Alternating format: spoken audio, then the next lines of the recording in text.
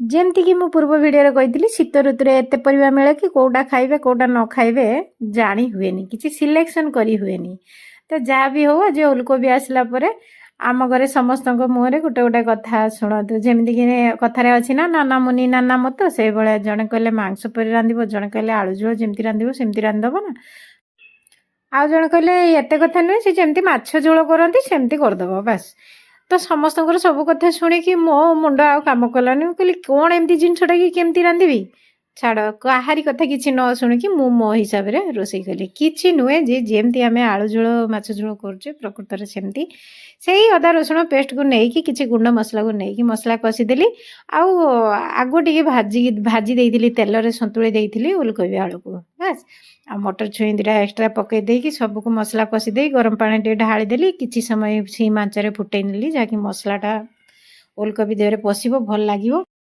ଶେଷରେ ଅଳ୍ପ ଦିଟା ଧଣିଆ ପତ୍ର ମେଲେଇ ଦେଇକି ବାଢ଼ି ଆଣିଲି ସମସ୍ତଙ୍କୁ ଭାତ ଖାଇଲା ବେଳେ ସମସ୍ତେ ତ ହାତ ଚାଟିକି ଭାତ ଖାଇଲେ। ତରକାରୀ ଏତେ ଭଲ ହେଇଛି। ଭିଡ଼ିଓ ପସନ୍ଦ ଆସିଲେ ଲାଇକ୍ଟା ନିଶ୍ଚୟ କରିବେ। ରହିଲି, ନମସ୍କାର।